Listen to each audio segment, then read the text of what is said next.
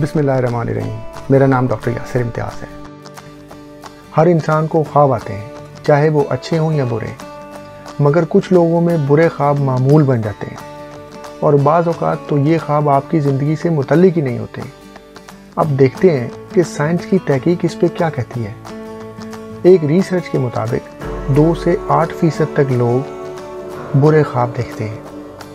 ज़्यादा तादाद में बच्चे बुरे ख्वाब देखते हैं और ये ख्वाब नींद की एक ख़ास स्टेज पे आते हैं जिसको रैम कहते हैं, रैपिड आई मूवमेंट स्लीप।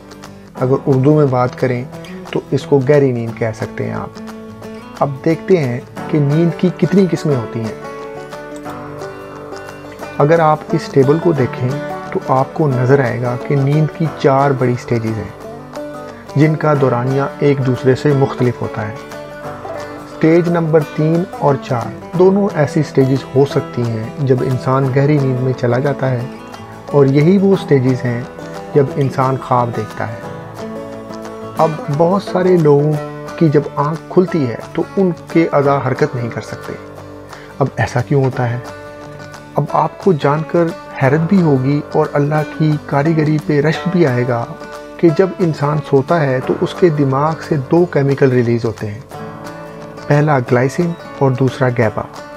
इनकी खूबी ये है कि नींद के दौरान ये हमारे अज़ा का राब्ता दिमाग से मुनक़ता कर देते हैं ताकि हम नींद में कोई हरकत ना कर सकें और ख़ुद को कोई चोट ना पहुंचा सकें। और अगर एक शख्स ख्वाब देखते हुए अचानक उठ जाए तो वो अपने अज़ा को हरकत नहीं कर सकता, और उसकी वजह भी ये दोनों केमिकल्स ही होते हैं।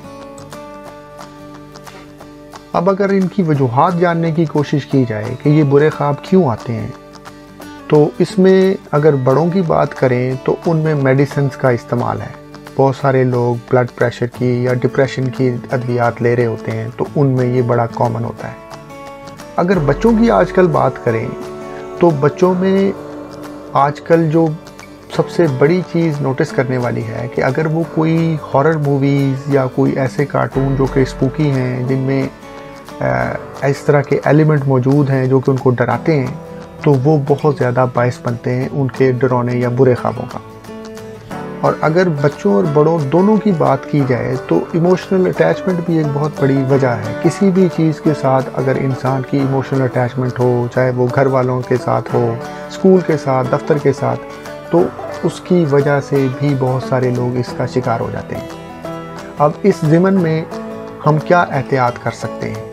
अगर बच्चों की बात करें तो उनके ऊपर ख़ास नज़र रखनी चाहिए कि वो इस तरह के कार्टून या मूवीज़ मत देखें कि जिनमें डर का एलिमेंट ज़्यादा मौजूद हो। और अगर बड़ों की बात की जाए तो वर्जिश को अपनी ज़िंदगी का मामूल बना लेना चाहिए।